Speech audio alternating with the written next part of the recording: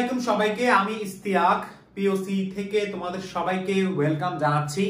আজকে হচ্ছে lecture number 13 জৈব রসায়নের লেকচার নাম্বার 13 আজকে আমরা প্রবেশ করেছি। যারা এখনো লেকচার 1 to 12 দেখোনি তারা দেখে আসো আমাদের ইউটিউব চ্যানেলে গিয়ে, আর সাবস্ক্রাইব করবা, লাইক কমেন্ট করবা, কারণ হচ্ছে এই ভিডিওগুলো আমি চাচ্ছি তোমাদের সবাই দেখুক, যারা পেইড পেয়েছে বা যারা বিভিন্ন ফাইন্যান্সিয়াল ক্রাইসিসে পড়াশোনা করতে পারছে না তাদের জন্য এই ভিডিওগুলো খুবই উপকার হতে পারে। সো একটু শেয়ার করবা যাতে তোমাদের বন্ধু বান্ধবদের মধ্যে অনেক কেউ সেটা জানতে পারে। সো আর দেরি না করে আমরা একটু দেখি যে আজকে লেকচার নাম্বার 13 এ কি আলোচনা করব। আমরা গত ক্লাসে লেকচার নাম্বার 12 তে আলোচনা করেছিলাম জ্যামিতিক সমানতা। আজকে আলোচনা করব জ্যামিতিক সমানতার একটা টপিক, তবে সেই টপিকটা হচ্ছে খুবই আমি বলবো আন্ডাররেটেড। কারণ হচ্ছে অনেক টিচার বলতে পারো বা অনেক জায়গায় বলতে পারো বা অনেক প্রতিষ্ঠান বা অনেক ইউটিউব চ্যানেল বলতে পারো, সেটা হচ্ছে যে এই টপিকগুলো হচ্ছে বিভিন্ন জায়গায় কি করে স্কিপ করে থাকে, হয়তো ভালোভাবে আলোচনা করা হয় না। সো ভাবলাম যে আজকে এই টপিকটা খুব ভালোভাবে আলোচনা করব এবং পুরা এই ক্লাস জুড়ে আজকে আমরা দুটো টপিকে আলোচনা করব। সেটা হচ্ছে ইজেড সমান এবং সিন এবং অ্যান্টি। সো ইজেড সমান কি সেটা জানার আগে আমাদেরকে ডেফিনিশনটা পড়তে হবে। সো একটু ডেফিনিশনটা দেখে নিই। ডেফিনিশনে বলা হচ্ছে কি যে কোন জৈব যৌগের স্থানিক বিন্যাস যদি ABC ডাবল বন্ড CDE প্রকারের হয়, তখন যে জ্যামিতিক সমানতা পাওয়া যাচ্ছে, তখন যে জ্যামিতিক সমানতা বলতে তখন ওই যৌগের যে জ্যামিতিক সমানতা পাওয়া যাচ্ছে সেটি এবং ওই সমানুকে পরস্পরের ইজেড সমানু বলে। সো ডেফিনিশন থেকে আমাদের কাছে ক্লিয়ার হয়নি। আমরা একটা কাজ করি, আমরা একটা एग्जांपल দেখি। হ্যাঁ, एग्जांपल দেখলে তুমি হয়তো তোমাদের কাছে ক্লিয়ার হতে পারে। সো एग्जांपलটা একটু খেয়াল করে দেখো। ধরো একটা एग्जांपल দেখলাম। एग्जांपलটা কি রকম সেটা হচ্ছে, আমি বললাম যে এই জায়গায় আছে হচ্ছে বলো এই জায়গায় C আছে, ডাবল বন্ড C। হ্যাঁ, এই জায়গায় আমি কি করলাম, আমি এই জায়গায় দিলাম ফ্লোরিন, আমি এই জায়গায় দিলাম ক্লোরিন, আমি এই জায়গায় দিলাম ব্রোমিন, আমি এই জায়গায় দিলাম আয়োডিন। খেয়াল করে দেখো। এখন আমি তোমাকে যদি ফার্স্ট অফ অল একটা জিনিস আস্ক করব যে এই যৌগটা নাম কি, নামকরণ তো তোমরা পারবা। আমি বললাম এই যৌগটা কি জ্যামিতিক সমানু দিবে? তুমি চিন্তা করবা, জি ভাইয়া আপনি বলেছিলেন গত ক্লাসে জ্যামিতিক সমানু দেওয়ার জন্য ডাবল বন্ড থাকা জরুরি। ডাবল বন্ড আছে। আপনি বলেছিলেন 4টা শর্তের কথা বলেছিলেন, তার মধ্যে চতুর্থ নম্বর শর্ত যেটা ছিল গত ক্লাসে বলছিলাম না, স্থানিক বিন্যাসের শর্ত। চতুর্থ নম্বর শর্তটা ছিল এরকম ভাইয়া, ABC into C into DE। মনে আছে এই চতুর্থ নম্বর শর্তটা? কার কার মনে আছে? আচ্ছা, এই চতুর্থ শর্ত অনুসারে ভাইয়া এটা জ্যামিতিক সমানু দিবে। কেন?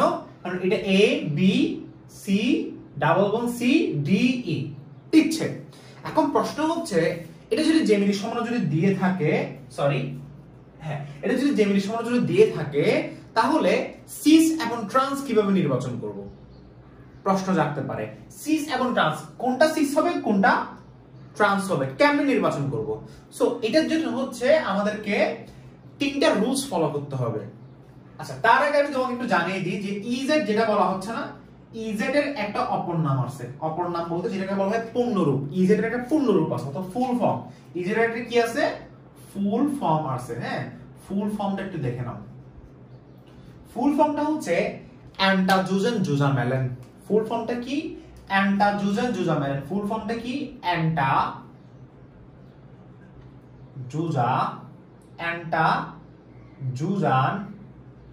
জুজামেলেন। ওকে, স্পেলিং ভুল হতে পারে, তবে নাম এটা হচ্ছে এটাই, যে ফুল ফর্ম হচ্ছে অ্যান্টাজুজেন জুজামেলেন। আচ্ছা, এই যে নামটা দেওয়া হচ্ছে এটা হচ্ছে তার পূর্ণরূপ, ইজেড এর পূর্ণরূপ। এবং ইজেড এর যে রুলস গুলো আছে সেই রুলস গুলোকে স্কিমের মধ্যে আবদ্ধ করা হয়েছে, অর্থাৎ এইটার বলা হয় CIP scheme. CIP scheme. CIP এর ফুল ফর্ম হচ্ছে কান ইনগল প্রিলগ। এটা একটা স্কিম বলতে যেটা বোঝানো হচ্ছে যেটা হচ্ছে কিছু রুলস থাকবে, এই রুলস গুলো তোমাকে ফলো করতে হবে। কারণ এই রুলস ফলো না করলে তুমি কখনো নামকরণ বলতে পারো, বা তুমি কখনো সমানু বলতে পারো যে সমানু কোনটা হচ্ছে, সিস হচ্ছে নাকি ট্রান্স হচ্ছে। যেমন তুমি এখন এটা কি সিস নাকি ট্রান্স বুঝতে পারতেছো না। সো তোমাকে এখন রুলস গুলো ফলো করতে হবে। যেমন ধরো খুব সিম্পল রুল, তুমি রুল গুলো দেখে হাসবো যে এত ইজি রুল, ভাই আপনি কি বলতেছেন এগুলা, সিরিয়াসলি এত ইজি রুল। যেমন রুল নাম্বার 1 এ তুমি খেয়াল করে দেখো, সেটা হচ্ছে আজ থেকে তোমাকে মাথায় রাখতে হবে। আচ্ছা, তার আগে আমি একটা জিনিস বলে রাখি, সেটা হচ্ছে এই যে ইজেড বলা হচ্ছে না, ই এর অপর নাম হচ্ছে ট্রান্স। লিখে রাখো, ই এর অপর নাম হচ্ছে ট্রান্স, জেড এর অপর নাম হচ্ছে সিস। ওকে, আজ থেকে এটা মাথায় রাখবা। আচ্ছা, রুল নাম্বার 1 এ যেটা বলা হচ্ছে সেটা হচ্ছে যে আমার কার্বনের পাশে কার্বনের পাশে প্রত্যেকটা পরমাণুর আমার পারমাণবিক ভর বের করতে হবে। রুল নাম্বার 1 এ বলা হচ্ছে যে কার্বনের পাশে, ঠিক আছে, কার্বনের পাশে, হ্যাঁ, যে কোনো কার্বনের পাশে, যে কোনো কার্বনের পাশে আমার, যে কোনো কার্বন বলতে এই কার্বন বলো এই কার্বন বলো, যে কোনো কার্বন, যে কোনো কার্বনের পাশে আমার যে পরমাণুগুলো অবস্থান করবে সেই পরমাণুগুলোর পারমাণবিক ভর বের করতে হবে। আমাকে রুল নাম্বার 1 এ কি বলা আছে দেখো, রুল নাম্বার 1 এ বলা হচ্ছে যে কার্বনের যে কোনো পাশে অথবা যে কোনো কার্বনের যে কোনো পাশে, যে কোনো কার্বনের যে কোনো পাশে যতগুলো পরমাণু থাকবে, ধরো এই কার্বনের এই পাশে পরমাণু আছে কয়টা, দুইটা, এই কার্বনের এই পাশে পরমাণু আছে কয়টা, দুইটা, সো সবগুলো পরমাণুর পারমাণবিক ভর বের করতে হবে। সো রুল নাম্বার 1 এ কি বলা হচ্ছে দেখো, রুল নাম্বার 1 এ বলা হচ্ছে যে যে কোনো কার্বনের যে কোনো পাশে, হ্যাঁ, যতগুলো পরমাণু যুক্ত থাকবে, আমি জাস্ট জিনিসটা এভাবে যদি লিখি, যে কোনো কার্বনের যে কোনো পাশে, হ্যাঁ, যে কোনো, আস্তে আস্তে লিখো, কোনো প্যারা নাই, যে কোনো কার্বনের যে কোনো পাশে, যে কোনো কার্বনের যে কোনো পাশে, যে কোনো পাশে যতগুলো কার্বন পরমাণু, সরি যতগুলো পরমাণু, যতগুলো পরমাণু যুক্ত থাকবে, হ্যাঁ, যতগুলো পরমাণু যুক্ত থাকবে, যতগুলো পরমাণু যুক্ত থাকবে সবগুলো ততগুলো পরমাণুর, বলতে পারো ততগুলো পরমাণুর, ততগুলো পরমাণুর পারমাণবিক ভর নির্ণয় করে ফেলতে হবে।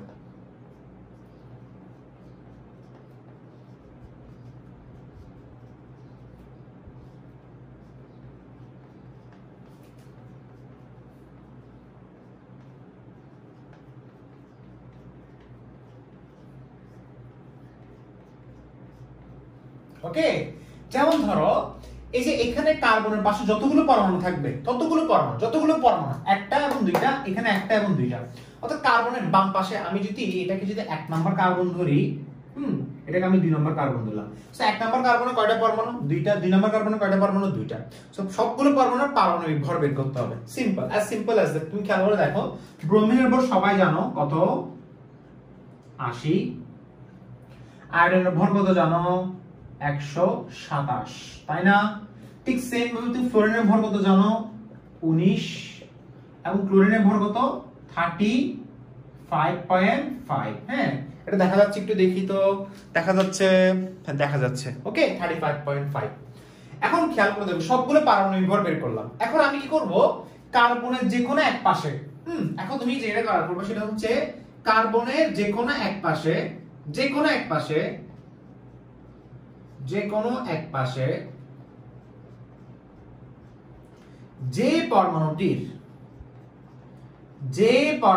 দেখো এগুলো কিন্তু বানায় লিখতেছি, রুলস কখনো মুখস্থ করবা না, হ্যাঁ, রুলস বলো ডেফিনেশন বলে, যে আজকে এই ডেফিনেশনটাকে আমি মুখস্থ করছি, করে নিই কেন, কারণ আমি জানি যে কোনো জৈব যৌগের স্থানিক বিন্যাস যদি ABC ডাবল বন্ড CDE প্রকারের হয়, তখন যে জেমিটির সমাণু পাওয়া যাবে তখন সেই সমাণু এবং ওই যৌগটিকে পরস্পরের ইজের সমাণু বলে। এটা কি মুখস্থ করে বলতে হয়েছে?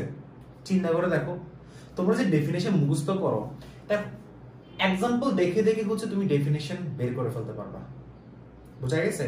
ডেফিনেশন কখনো মুখস্থ করা জিনিস না। ঠিক সেম ভাবে এই রুলস গুলো কখনো মুখস্থ করবা না। তুমি জাস্ট চিন্তা করে দেখো যে আসলেই সবকিছু লজিক্যালি মিলতেছে কিনা। কার্বনের যে কোনো এক পাশে যে পরমাণুটির ভর বেশি হবে, যে পরমাণুটির ভর বেশি থাকবে অথবা বেশি হবে, সেই পরমাণুকে অগ্রগণ্য পরমাণু বিবেচনা করবা। অর্থাৎ কার্বনের যে কোনো এক পাশে যে পরমাণুটির ভর বেশি হবে সেই পরমাণুটিকে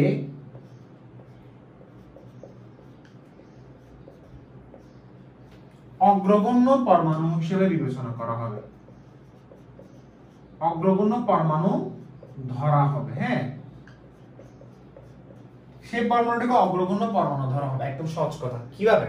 দেখো কার্বনের যে কোনো এক পাশে ব্রোমিন আর আয়োডিনের মধ্যে কার ভর বেশি? বললাম না যার ভর বেশি হবে অগ্রগণ্য পরমাণু। কার ভর বেশি? আয়োডিন। তাহলে অগ্রগণ্য পরমাণু কোনটা? এটা। ঠিক সেম ভাবে ফ্লোরিন আর ক্লোরিনের মধ্যে কার ভর বেশি? ক্লোরিন। অগ্রগণ্য পরমাণু কোনটা? এটা।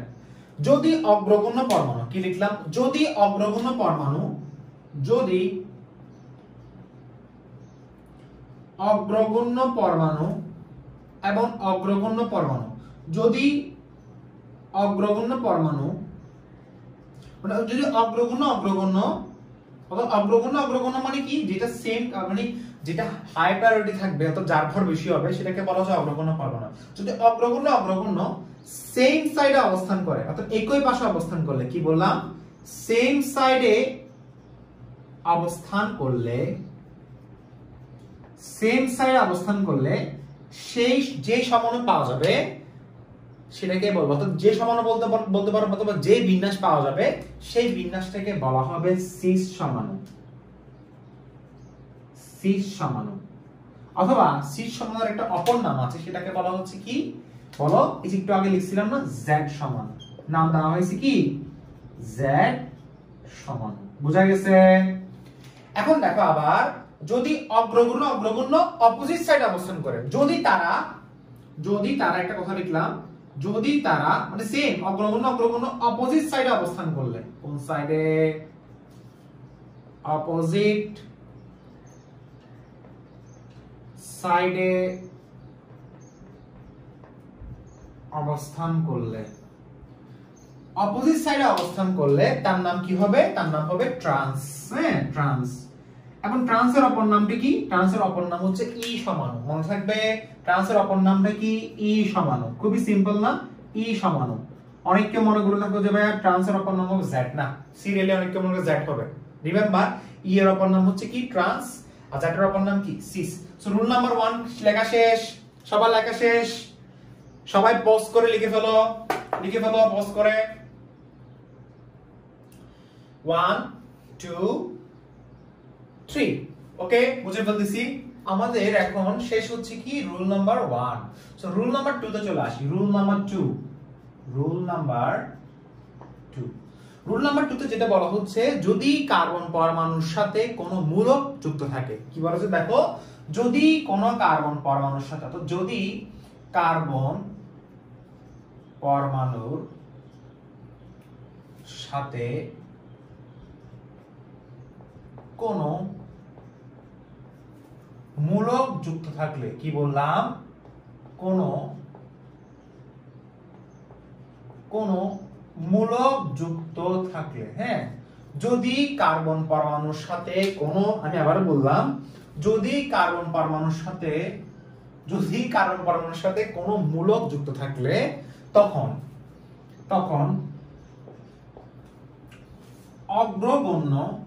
অগ্রগণ্য মানে প্রায়োরিটি, হ্যাঁ, অগ্রগণ্য মূলক, তখন অগ্রগণ্য মূলক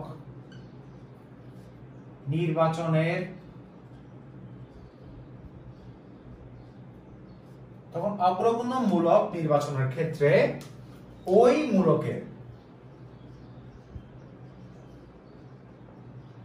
ওই মূলকের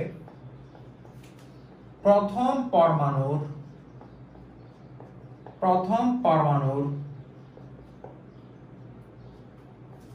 পারমাণবিক ভর বিবেচনা করতে হবে।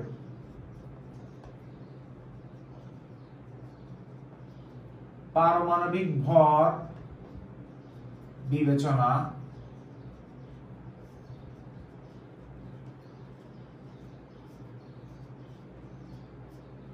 ফর এক্সাম্পল খেয়াল করে দেখো, একটা এক্সাম্পল দিচ্ছি।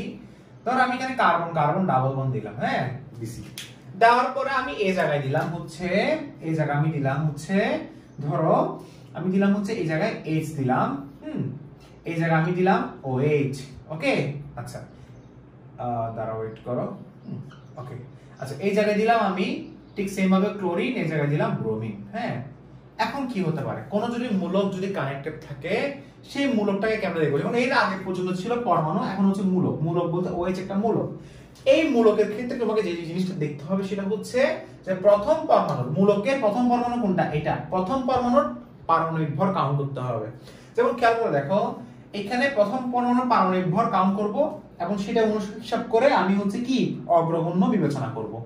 যেমন ধরো কার্বনের এই পাশে, অর্থাৎ এটাকে যদি 1 নাম্বার কার্বন বলো, এটাকে যদি 2 নাম্বার কার্বন বলো, সো 1 এবং 2 নাম্বার, যেমন 1 নাম্বার কার্বনের অগ্রগণ্য পরমাণু কি হবে? স্বাভাবিকভাবে ব্রোমিন হবে, কারণ ব্রোমিনের ভর বেশি। 2 নাম্বার কার্বনের অগ্রগণ্য পরমাণু কি হবে? OH হবে। কেন? কারণ অক্সিজেনের ভর বেশি নাকি হাইড্রোজেনের ভর বেশি? অবশ্যই অক্সিজেনের ভর বেশি। সো এটা কি হবে? সিস হবে। এবং সিস এর অপর নাম কি? Z। ঠিক সেম ভাবে ট্রান্স কোনটা হবে? অবশ্যই এটা।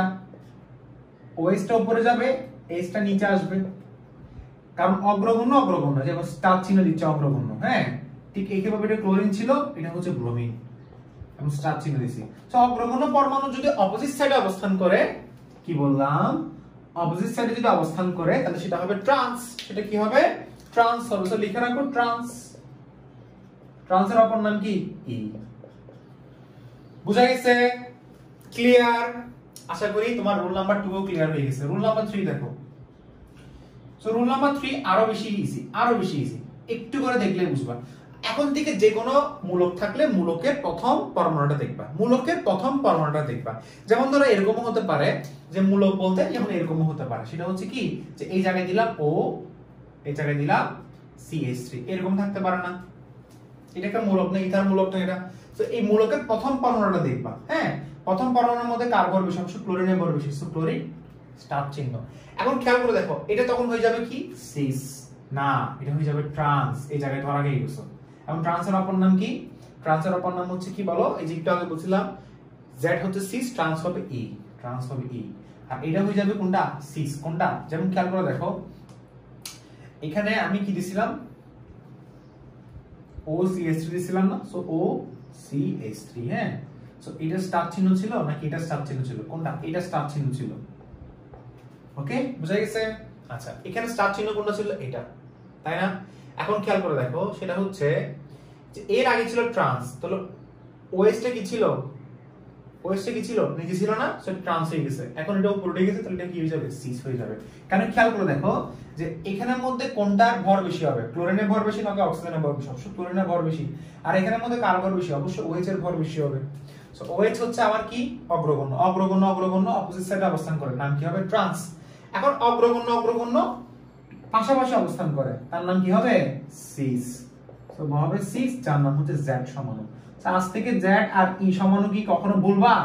ভুলার কি পসিবিলিটি আছে? বলো। ভুলার পসিবিলিটি নাই।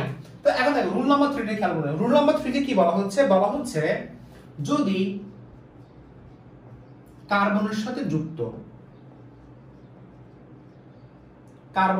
যুক্ত পরমাণুগুলোর পারমাণবিক ভর যদি মিলে যায়, এমন যদি হয়, যদি কার্বনের সাথে যুক্ত যে কোনো এক পাশে, যদি কার্বনের সাথে যুক্ত যে কোনো এক পাশে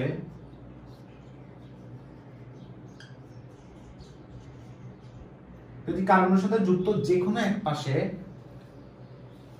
পরমাণুগুলোর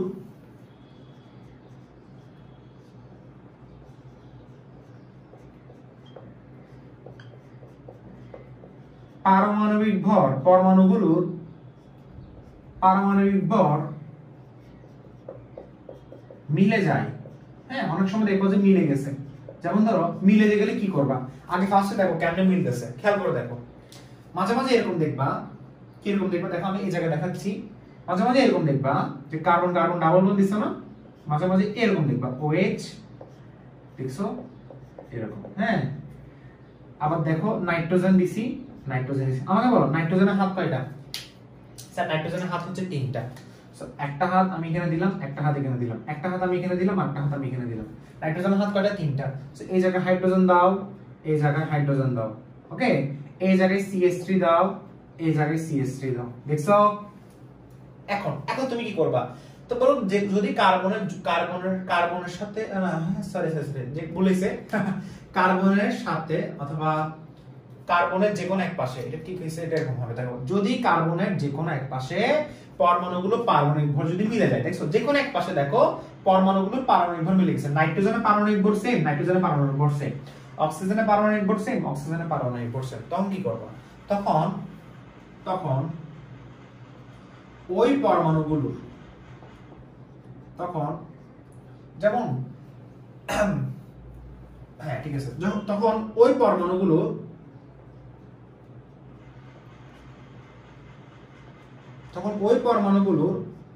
পরবর্তী পারমাণবিক ভর, পরবর্তী পরমাণুর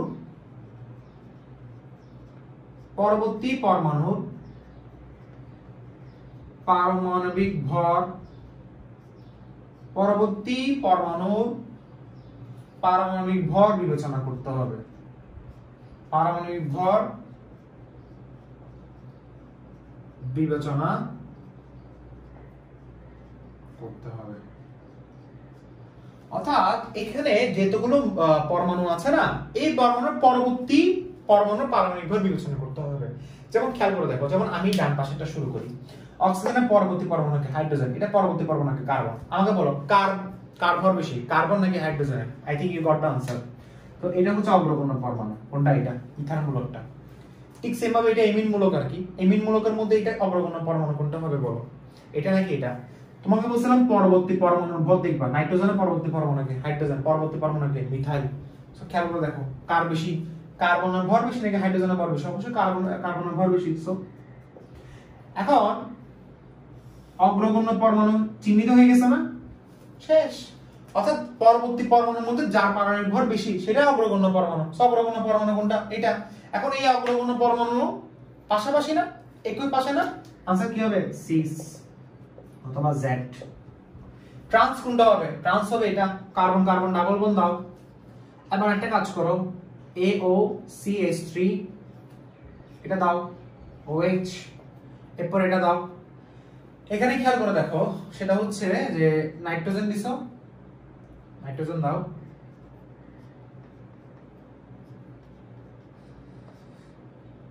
এন্ড দাও, শেষ। খেয়াল করে দেখছো? আচ্ছা, তো এইটা স্টার চিহ্ন কোথায় ছিল? এটাতে ছিল না? স্টার চিহ্ন কোথায় ছিল? এটাতে ছিল। জাস্ট কিছু না, ডান পাশের কার্বনটা জাস্ট এটা উপরে এটা নিচে। হ্যাঁ খেয়াল করে দেখো। সো স্টার চিহ্ন দেখো, এটা আর এটা অগ্রগণ্য অপোজিট সাইডে অবস্থান করছে। নাম কি হবে? ট্রান্স। নাম কি হবে? ট্রান্স। ট্রান্সের অপর নাম কি বলো? ট্রান্সের অপর নাম কি? ই। শেষ। আশা করি ক্লিয়ার ভাইয়া, আশা করি ক্লিয়ার। সো আমাদের ইজেড সমান এখানে শেষ। কেমন লাগছে? ভালো লাগছে? জি ভাইয়া ভালো লাগছে। Okay very good. সো মুছে দিচ্ছি, সবার একবার দেখো ক্লিয়ার হয়েছে কিনা। ক্লিয়ার না হলে কমেন্টে জানাবা, অথবা নেক্সট ভিডিও আগে হয়তো আমি ক্লিয়ার করতে পারবো আরেকবার। তবে আমার মনে হয় না এখন কারো কোনো সমস্যা থাকবে, কারণ প্রত্যেকটা রুল আমি তোমার কাছে এক্সপ্লেইন করছি। যদি দেখা যাচ্ছে মূলক আছে, মূলকের প্রথম পরমাণু ভর দেখবা, আর যদি সবগুলো যদি মিলে যায় মূলকের মধ্যে ভর মিলে গেছে, তাহলে কি করবা? পাশের পরমাণুর ভরটা কাউন্ট করবা। শেষ। Okay very good. এখন তাহলে আমরা দেখে নিব সিন এবং অ্যান্টি। ওকে, সিন এবং অ্যান্টি আইসোমারিজম একটু আমরা দেখে নিচ্ছি। সবাই ভালোভাবে খেয়াল করে দেখো, খুবই ইজি কিন্তু এটা খুবই easy. Okay, first of all আমরা অ্যালডিহাইডের নাম শুনেছিলাম, অ্যালডিহাইড অর্থাৎ মিথানল বা ইথানল, দেখতে এরকম না? এটার নাম কি? ইথানল। পরের স্টেপের নাম হচ্ছে ইথানল। ইথানলটাকে চাইলে আমরা এভাবে লিখতে পারি, যেমন ধরো আমি বললাম কার্বন দিছি এখানে, এই কার্বনটা দিছি এখানে, আর এটার সাথে অক্সিজেন অ্যাড আছে। কি আছে? অক্সিজেন এবং হাইড্রোজেন অ্যাড আছে। আমি কি করলাম? আমি এই জায়গায় অক্সিজেন দিলাম, আমি এই জায়গায় হাইড্রোজেন দিলাম, আমি এই জায়গায় CH3 দিলাম। আর কোনো সমস্যা আছে? নাই। এরপর আমি এখানে হাইড্রোক্সিল এমিন দিলাম। হাইড্রোক্সিল এমিন বলতে এটা এরকম যে H2N মিলে OH, এটাকে বলা হয় হাইড্রোক্সিল এমিন। এটার নামটা কি? হাইড্রোক্সিল এমিন। এই হাইড্রোক্সিল এমিন যখন আমি অ্যাড করলাম, করার পরে এটার কাজটা কি, এভাবে লেখার উদ্দেশ্যটা কি? সেটা হচ্ছে O এবং H2 মিলে পানি বের করা। কি বের করা? O এবং H2 মিলে কি বের করা? পানি বের করা। সো O এবং H2 মিলে কি বের করবে? পানি বের করবে। প্লাস কি দিব এখানে? CH3 C, বাকিটা হুবহু বসিয়ে দাও। আর এই জায়গায় ডাবল বন্ড ছিল আর নাইট্রোজেন ছিল। নাইট্রোজেনের হাত কয়টা? তিনটা ফিল আপ হয়েছে। আচ্ছা, এটা কি? প্রথম কথা হচ্ছে এটার নামটা কি? এর নাম হচ্ছে হাইড্রোক্সিল এমিন। হাইড্রোক্সিল এমিন। আর এটার নাম কি? অ্যালডিহাইড। অর্থাৎ অ্যালডিহাইড বলতে এটার নাম হচ্ছে ইথানল আর কি। হ্যাঁ, আর এটার নাম কি? এটার নাম হচ্ছে অ্যালডোক্সাইন। নামটা কি? অ্যালডোক্সাইন। আচ্ছা, একটা জিনিস খেয়াল করে দেখবা, এটা কি জেমিলিক সমন্বয় দিবে? জিনিসটা একটু আজীব লাগলো বা জিনিসটা উইয়ার্ড লাগলো, এটা কিন্তু জেমিলিক সমন্বয় দিবে। কেমনে দিবে একটু খেয়াল করে দেখি। অর্থাৎ এটা জিআই দিবে, জিআই মানে জিওমেট্রিক্যাল আইসোমারিজম দিবে। এটি খেয়াল করে দেখো, আমি সি ডাবল বন্ড দিলাম, আমি এই জায়গায় CH3 দিলাম, আমি এই জায়গায় H দিলাম। এখন একটা জিনিস খেয়াল করে দেখো, নাইট্রোজেন আছে, সরি নাইট্রোজেন বসালাম, নাইট্রোজেনের সাথে OH আছে, OH-টা বসালাম। এখন এই নাইট্রোজেনের পাশে আর কেউ নেই, কারণ আমরা জানি ডাবল বন্ডের পাশে যে পরমাণু থাকবে সেই পরমাণুর সাথে দুটো পরমাণু কানেক্টেড থাকতে হবে। সো কানেক্টেড আছে কয়টা? শুধু একটা। আরেকটা করি, বাট আমরা জানি নাইট্রোজেন কি আছে? লোন পেয়ার আছে। জানো নাইট্রোজেনে কি আছে? লোন পেয়ার আছে। তুমি বলবো স্বাভাবিকভাবে এটা জিআই হবে না, বা জিওমেট্রিক্যাল আইসোমারিজম হবে না, 6 ট্রান্স হবে না। বাট এটা যে লোন পেয়ার আছে, এই লোন পেয়ারটাকে কিন্তু কাউন্ট করা হয় এভাবে। লোন পেয়ারটাকে কাউন্ট করা হয় কিভাবে? এভাবে। অর্থাৎ লোন পেয়ারটাকে তুমি পরমাণু হিসেবে কাউন্ট করতে পারবা। এটা আজ থেকে মাথায় রাখো যে লোন পেয়ারটাকে তুমি চাইলে পরমাণু হিসেবে কি করতে পারবা? কাউন্ট করতে পারবা। বুঝা গেছে? আচ্ছা, এখন তাহলে আমি ভাই সি এবং এন এখন 6 ট্রান্স কেমনে হিসাব করব? কেমনে হিসাব করব? দেখো, এর নিয়ম হচ্ছে OH এবং H যদি সেম সাইডে অবস্থান করে, আই রিপিট, OH এবং H যদি সেম সাইডে অবস্থান করে তার নাম হয় সিস, আর সিস এর অপর নাম হচ্ছে সিন। মনে থাকবে? OH এবং H যদি অপোজিট সাইডে অবস্থান করে তার নাম হবে ট্রান্স। যেমন ধরো এরকম,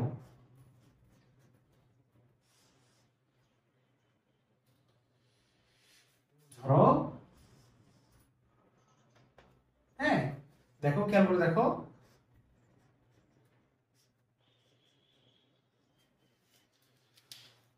OH এবং H যদি অপোজিট সাইডে অবস্থান করে তার নাম হবে ট্রান্স, আর এই ট্রান্সের অপর নাম হবে অ্যান্টি। OH এবং H যদি সেম সাইডে অবস্থান করে তার নাম হবে সিস, সিস এর অপর নাম হচ্ছে সিন। বুঝা গেছে? আচ্ছা, এখন আমি যদি এভাবে একটা জিনিস হিসাব করি, দেখো আমি এই জায়গায় বললাম C6H5, CH3 এর পরিবর্তে কি দিছি? C6H5, এটাকে বলা হয় বেনজাইল। তোমরা কি নাম জানো এটা? ভাইয়া এটার নাম কি? বেনজাইল। হ্যাঁ, C6H5 এর অপর নাম কি? বেনজাইল। এটা আসছে বেনজিন থেকে। অ্যালকেন থেকে একটা হাইড্রোজেন অপসারণ করলে অ্যালকাইল। বেনজিন থেকে, অর্থাৎ এটা ছিল C3H6, নাম হচ্ছে বেনজিন। সামনে পড়বা, বেনজিন থেকে একটা হাইড্রোজেন অপসারণ করে নাম হবে বেনজাইল। সো বেনজাইল, এটা হচ্ছে বেনজালডিহাইড, এর নামটা কি? বেনজাল। সো বেনজালডিহাইড, বেনজালডিহাইড, বেনজালডিহাইডের সাথে হাইড্রোক্সিল অ্যামিন যোগ করলে নাম কি হবে? দেখো, এটা যদি অ্যালডোক্সাইড হয়, অ্যালডিহাইড অ্যালডোক্সাইড, তাহলে কি হবে? বেনজালডোক্সাইড। কি হবে? বেনজালডোক্সাইড। নাম কি হবে? বেনজালডোক্সাইড, বেনজালডোক্সাইড। ওকে, বেনজালডোক্সাইড। বুঝা গেছে? আচ্ছা, ওটা যে অ্যালডোক্সাইড হয় এটা হচ্ছে বেনজালডোক্সাইড। ওকে, অ্যালডিহাইড বেনজালডোক্সাইড। আচ্ছা, এখন এটা বুঝালাম। আচ্ছা, যদি এরকম হয়, এটি কি আছে? C6H5 আছে। যদি এরকম হয় CH3 আছে, CH3 আছে, ডাবল বন্ড O আছে, প্লাস H2N আছে, মিলে OH হচ্ছে। এখন এখানে তো পানি হবে, সবাই জানো, কারণ H2 এবং O মিলে পানি হবে। বাকিটা কি? বাকিটা হচ্ছে CH3 হচ্ছে, CH3 হচ্ছে। এখানে ডাবল বন্ড দিয়ে তুমি পাচ্ছ কি? নাইট্রোজেন। ওকে, এই জায়গায় তুমি কি পাচ্ছ?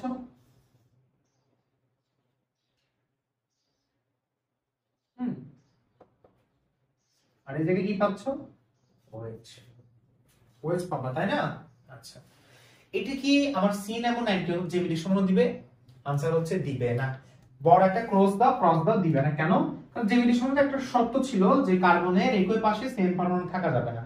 কিন্তু যদি এরকম হয় যে একটাতে দেওয়া আছে CH3, একটাতে দেওয়া আছে C2H5, তখন কি দিবে? आंसर হচ্ছে দিবে। কেন? দেখো, C2H5 যদি থাকে, কি বললাম? C2H5 যদি থাকে, আই রিপিট, C2H5 যদি থাকে, এটার নাম হবে কিটোক্সাইড, কারণ এটা কিটোন। এটা কি? কিটোন। মনে করে দেখো কিটোন কিনা। আর এটা কি?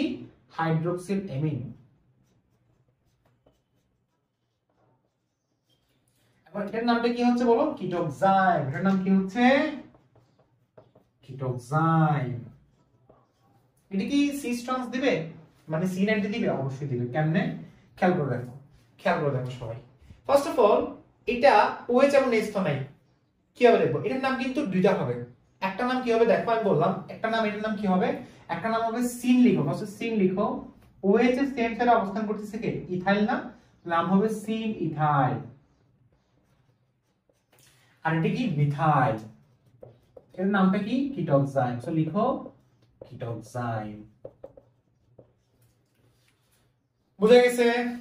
এবার দেখো OH এর সেম সাইডে অবস্থান করছে, OH এর অপোজিট সাইডে অবস্থান করছে কি? মিথাইল। তো আমি লিখলাম এটা অপর নাম, অপর নাম আরেকটা নাম বলা যায়, সেটা হচ্ছে অ্যান্টি। অপোজিট সাইডে কি অবস্থান করছে? OH কে কেন্দ্র করে অপোজিট সাইডে কি অবস্থান করতেছে? মিথাইল। সো লিখলাম অ্যান্টি মিথাইল। আর এটার নাম কি? ইথাইল। আর এটার নাম কি হবে? কিটোক্সাইন। এটা গেল একটা নাম। এখন এটা গেল হচ্ছে কিসে? আমি এটাকে যদি সিন ধরি, এটা আরেকটা হতে পারে না সমাণু? কোনটা? অবশ্যই এটা। এটাকে তুমি সরি নাইট্রোজেন,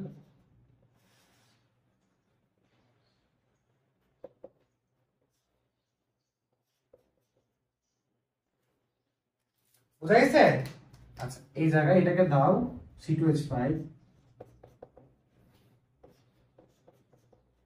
OH এবং CH3 সিন অবস্থায় আছে, সিন মিথাইল, ইথাইল।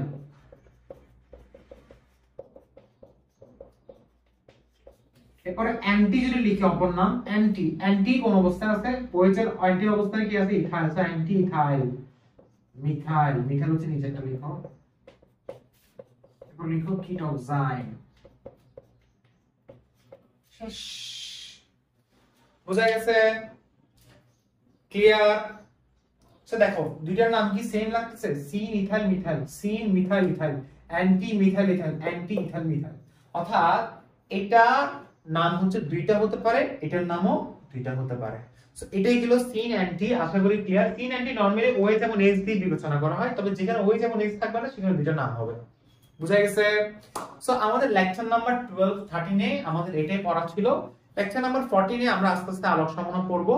এখন এই যে জেমিনেশন যে প্র্যাকটিস গুলো বাকি আছে, যে যেগুলো তোমাদেরকে আমি পড়াই নাই, তোমরা একটু বাসায় একটু ভালোভাবে সবগুলো প্র্যাকটিস করবে। যেমন ধরো আমি তোমাকে কিছু প্র্যাকটিস আরো দেখাচ্ছি, তোমরা চাইলে দেখতে পারো। দেখো সেটা হচ্ছে আমাদেরকে আমি গত ক্লাসে করাইছিলাম যে C3H6 C4H8 C5H10 বাসায় বেশি বেশি প্র্যাকটিস করবা। কেমন? যেমন ধরো তোমাকে বাসায় যদি, বাসায় তুমি যখন বই প্র্যাকটিস করতে যাও, তোমাদের হাজারি স্যারের বই, শ্রদ্ধেয় হাজারি স্যারের বই এবং আমাদের শ্রদ্ধেয় গুহ স্যারের বই যখন তুমি হাতে নিবা, তখন ওইখানে দেখবা অনেকগুলো অনুশীলন থাকবে। যেমন ধরো তখন বলছিলাম C2H4, বলছিলাম C3H6 বলছিলাম, হ্যাঁ, C4H8 বলছিলাম, হ্যাঁ, C5H10 বলেছিলাম, C6H12 বলেছিলাম, C7H14 বলেছিলাম। এগুলো কি জ্যামিতিক সমন্বয় দিবে? এগুলো সবগুলো কিন্তু অ্যালকিন। প্রশ্ন হচ্ছে এগুলো কি জ্যামিতিক সমন্বয় দিবে? খুব খেয়াল করে দেখো। ফার্স্ট অফ অল C2H4 এটা করাইছিলাম মেবি, আমার মনে নাই, করাইছিলাম। C2H4 কি জ্যামিতিক সমন্বয় দিবে? ফার্স্ট অফ অল C2H4 দেখতে কি রকম? এরকম না? এটা তো জ্যামিতিক সমন্বয় দিবে না। সো এটা ক্রস, হ্যাঁ, কারণ সেম পরমাণু আছে। অর্থাৎ ডাবল বন্ড হলো কার্বনের সাথে যদি সেম পরমাণু থাকে, কেমনে বুঝলাম যে জ্যামিতিক সমন্বয় দিবে না? কারণ ডাবল বন্ড হলো কার্বনের সাথে যদি দুইটা সেম পরমাণু থাকে, সেটা কখনো জ্যামিতিক সমন্বয় দিবে না। ঠিক সেম ভাবে এটা দেখো C3H6 দেখো, এটা দেখো যে এখানে হাইট, আগে ফার্স্ট এটাকে ভাঙলে কি আসে আমাকে বলো, এটাকে ভাঙলে কি আসে? এটাকে ভাঙলে আসে CH3 CH double bond CH2। Hydrogen কয়টা? দুইটা। ডাবল বন্ডলা কার্বনের মধ্যে যদি দুইটা সেম পরমাণু থাকে সেটা কখনো দিবে না। আর দেখানোর দরকার আছে নাই। সো এটাও দিচ্ছে না, সো এটাও দিচ্ছে না। বাকি কোনটা? C4H8। C4H8 কি দিবে? আগে ফার্স্ট অফ অল দেখো C4H8 কে ভাঙলে কি কি আসে? C4H8 কে ভাঙলে এরকম আসে না? CH কার্বন কয়টা? দুইটা। এটা একটা আসবে, ওকে, এটা। C4H8 এর সমন্বয় কয়টা? সমন্বয় বুঝো? এর নাম কি? বিউটিন 1। এটা একটা। C4H8 এর সমন্বয় কিন্তু আর অনেকগুলো বের হবে, তবে নরমালি সমন্বয় হচ্ছে এটা না, যে অবস্থার সমন্বয়, এটা অবস্থার সমন্বয় বের করতেছি। অবস্থান সমাধান এটা না, ওকে। আচ্ছা এটা আর এটার মধ্যে কোনটা জেমিনির সমান দিবে? অবভিয়াসলি এটা দিবে। এটা কখনো দিবে না, কেন? কারণ ডাবল বন্ড হলে কার্বনের সাথে দুইটা যদি সেম পরমাণু থাকে সেটা কখনো দিবে না, এটা দিবে। তাহলে কেমনে দিবে একটু কার্বন দেখি। এই যে কার্বন কার্বন যে ডাবল বন্ড আছে না, এই কার্বন কার্বন ডাবল বন্ড গুলোকে বসালাম, আর CH3 টাকে এই পাশে বসালাম, ওকে। আর এই পাশে H টাকে বসালাম, আর এই পাশে হাইড্রোজেন যেটা সিঙ্গেল থাকবে সিঙ্গেলটাকে আলাদা ভাবে রাখবা। হাইড্রোজেন হাইড্রোজেন সিঙ্গেল, সিঙ্গেলটাকে আলাদা ভাবে রাখো, আর এটাকে CH3 রাখো। CH3 এর যে সেম জায়গায় অবস্থান করতেছে তার নাম কি হবে? সিস। সিস, ওকে। ঠিক সেম ভাবে আর করে দেখো, C ডাবল বন্ড দেখো, H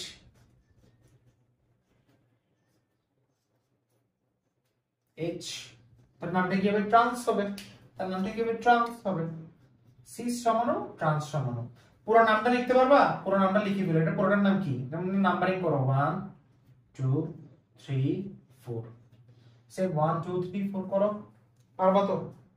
ওকে, নাম হবে সিস বিউটিন 2, সিস বিউটিন 1 না না বিউটিন 2, দেখো সিস বিউটিন 2 ট্রান্স বিউটিন 2, কারণ 1 2 3 4, দেখো 1 2 দুই নাম্বারের না ডাবল বন্ডের অবস্থান। তুমি এখান থেকে বলতে পারো 1 2 3 4 সেম জেল আসবে করো, সমস্যা নেই। আচ্ছা দেখো C5H10 কে দেখো, C5H10 কে ভাঙলে, তো C5H10 কে দেখো, C5H10 কে ভাঙলে কি আসে?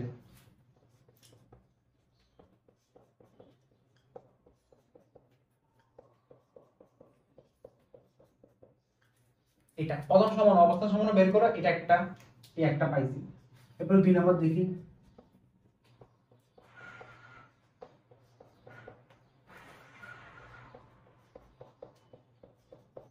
এটা একটা পাচ্ছি, আর পাবো? এইটাকে যদি এখানে আনি সেম জেলাও সেই কত, তাহলে আর পাচ্ছি না তো। সেটার নাম কি?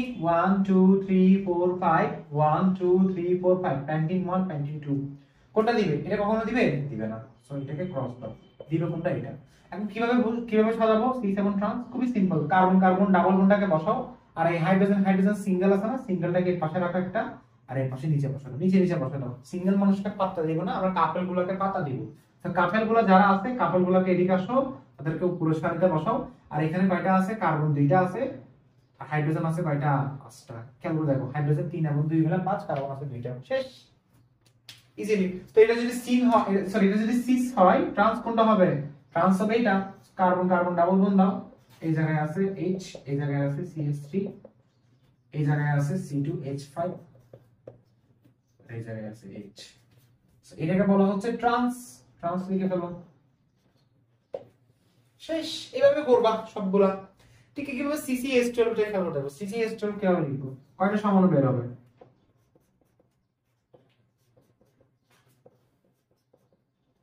1 2 3 4 5 6, এটা একটা, সরি ডাবল বন্ড হবে। হেক্সিন 1, হেক্সিন 1 টা কখনো দিবে না। হেক্সিন 2 দিবে? দিবে। হেক্সিন 2 কি রকম?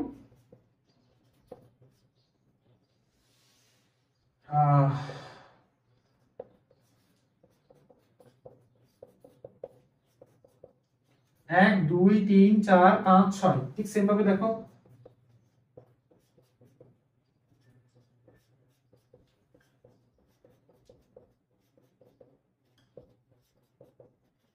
1 2 3 4 5 6, 6টা না? Okay. So hexene 1 hexene 2 hexene 3, hexene 3 কি যে ইলেকট্রন দিবে? দিবে। হেক্সেন 2 দিবে? দিবে, অবশ্যই দিবে। কেমনে বসাবো এগুলা? এই যে কার্বন কার্বন যে ডাবল বন্ড আছে, ডাবল বন্ড কার্বন ডাবল বন্ডটাকে বসাও। বসানোর পরে এখানে হাইড্রোজেন সিঙ্গেল আছে না, সিঙ্গেল গুলোকে আমি বলছিলাম নিচে নিচে বসিয়ে দাও। আমার কথা মানো, কি বললাম? সিঙ্গেল গুলোকে নিচে নিচে বসিয়ে দাও। আর এখানে কি আছে? CH3 আছে, বসাও সুন্দর করে।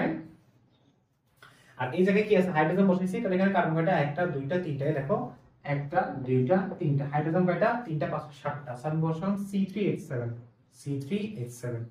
সো দেখো সেম সেল অবস্থান করছে না হাইড্রোজেন হাইড্রোজেন, নাম কি হবে? সিস। এখন আরেকটার নাম কি হবে? ট্রান্স। ট্রান্স কেন বসাবো? এই যে কার্বন কার্বন ডাবল বন্ড বসালাম, H, CH3, এই C3H7, আর এই জায়গায় H। এটার নাম কি হবে? ট্রান্স। এটার নাম কি হবে? ট্রান্স। বোঝা গেছে? সো বাকিগুলো তুমি নিজে এক্সাম্পল করলে নিজে নিজে একটু দেখো যে কার্বন কার্বন এটা দেখো সেম, উপরে কি হবে? C2H5 হবে। যেমন আমি একটা করে দিচ্ছি, সেম এটা করে দিচ্ছি। দেখো ডাবল বন্ড আছে, উপরে হবে C2H5। কেন? ফার্স্ট হাইড্রোজেন হাইড্রোজেন সিঙ্গেল বন্ডটাকে রাখো, আর এই জায়গায় কি আছে C2H5